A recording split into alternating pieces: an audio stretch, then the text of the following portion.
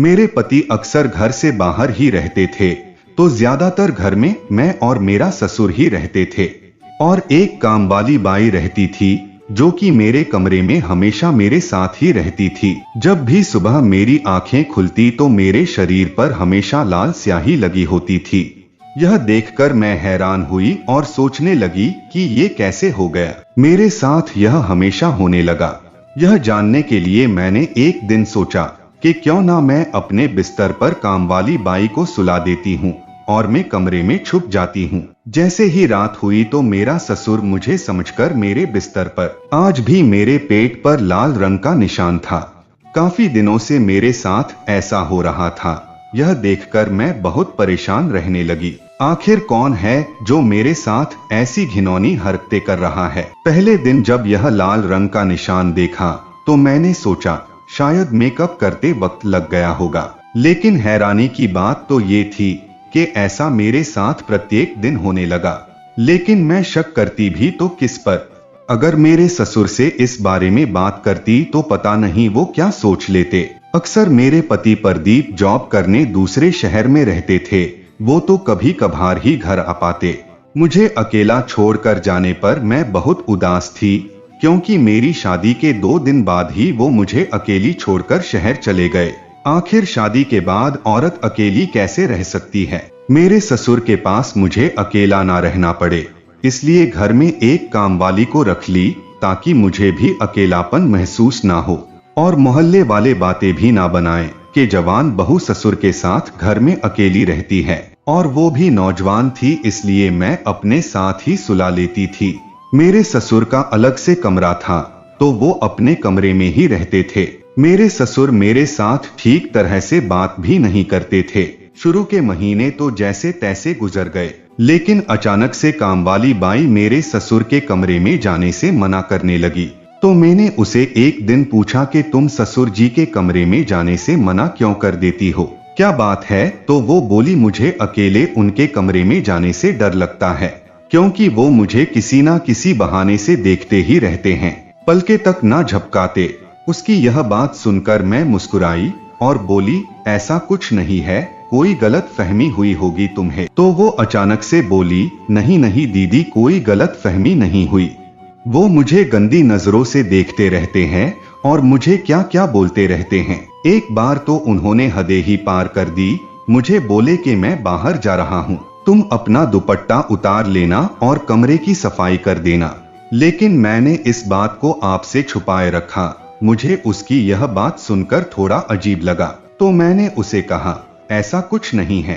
तो वो बोली दीदी मैं सब कुछ समझती हूँ, मैंने पता नहीं कितने लोगों से इस तरह सामना करके आई हूँ, मैं ऐसी नजरों को अच्छी तरह से पहचानती हूँ। मैंने उसकी बातों पर जरा सी भी गौर ना की, लेकिन अब तो मेरे साथ भी अजीब सा होने लगा। मुझे समझ नहीं आ रहा था कि रात को मेरे कमरे में आकर मेरे पेट पर लाल रंग कौन लगाता है, और मुझे बिल्कुल भी महसूस नहीं होता। मैं सोचने लगी कि आखिर माजरा क्या है। मैं रात को काफी देर तक सोने का बहाना बनाकर जागती रही, लेकिन थोड़ी देर बाद मेरी आंख लग गई। एक बार जब मैं अपने ससुर के कमरे में उन्हें खाना देने गई तो मेरे होश ही उड़ गए। मैं सोच भी नहीं सकती थी कि ऐसा घिनौना काम मेरे ससुर कर सकते हैं, क्योंकि जब मैं उनके कमरे में गई तो मेरे ससुर ने उस लाल रंग जो रात में मेरे पेट पर लगा होता, उस रंग से एक कागज पर लकीरें खींच रखी थी। जैसे ही मेरे ससुर ने मेरी तरफ देखा तो मैं बहुत जोरों से घबरा गई और गुस्से से बोले बिना बताए कमरे में कैसे आ गई। पहली बार उनका इस तरह का व्यवहार देखकर तो हैरानी में पड़ गई और जल्दी से भागकर अपने कमरे में आकर बिस्तर पर बैठ गई। और उनकी बात सुनकर तो जैसे मेरे जिस्म से जान ही निकल गई हो, और मुझे अपने पेट पर लगे लाल रंग का ख्याल आया कि मेरे जिस्म पर वो निशान रात में कमरे में आकर मेरा ससुर। यह ख्याल आते ही मेरी रूह कांप उठी। इस बात के बारे में मुझे सोचते हुए भी घिन आने लगी। पहले तो इस बात को मेरा दिल मानने से इनकार करता रहा कि वो तो मेरे पापा जैसे हैं, उनके बारे में ऐसा कैसे सोच सकती हूँ। एक बार के लिए तो मेरी आंखों पर बिल्कुल भी यकीन ना आया, लेकिन यही सच था। आखिर सच्चाई को कब तक छुपा सकते हैं। एक दिन मैं घर की सफाई कर रही थी और मेरी काम वाली किचन में खाना बना रही थी।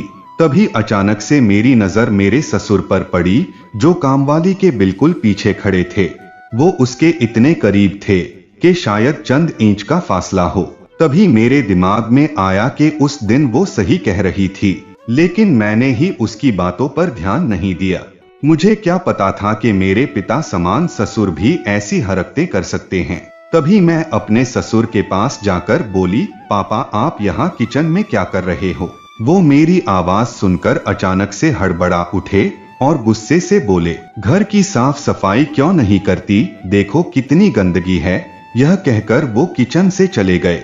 तभी मेरे ससुर की हरकत देखकर कामवाली लड़की मेरे पास आकर रोने लगी और बोली, मुझे यहाँ नहीं रहना, मुझे मेरे पैसे दे दो, मैं कहीं और जाकर काम कर लूंगी, लेकिन तुम्हारे ससुर के घर में एक पल भी नहीं ठहरूंगी। उसकी यह बात सुनकर मुझे भी चिंता होने लगी। मैं भी घर में अकेले मर्द के साथ नहीं रहना चाहती थी। एक तरह से कामवाली मेरा हौसला थी। मैंने उसे घर में रहने के लिए मना लिया, लेकिन लाल रंग वाले निशान मुझे बार बार परेशान कर रहे थे और सोचने लगी, आखिर मेरे कमरे में ससुर कैसे आ सकते हैं। मेरे ससुर ने अगले दिन मुझे बोले, आज से तुम ही मेरे कमरे में आना और साफ सफाई कर देना। ससुर का मुझे अपने कमरे में बुलाने का मकसद मुझे नहीं समझ आया, क्योंकि मैं जब भी उनके सामने जाती तो मुझे एकटक ही देखते रहते, तो मैं बहुत डर जाती और जल्दी जल्दी सफाई करके बाहर निकल जाती, लेकिन वो अपनी नजर हटाने का नाम ही ना लेते। एक दिन की बात है, मैं उनके कमरे में झाड़ू लगा रही थी। तभी वो मेरे पास आए और बोले, मैं बाहर जा रहा हूँ, तुम अपना दुपट्टा उतार कर झाड़ू लगा लो ताकि कोई परेशानी ना हो। ससुर की यह बात सुनते ही मुझे कामवाली की बात याद आई। तभी वो अचानक से मेरे पास आए और मुंह से बाल हटाने लगे। मैं अचानक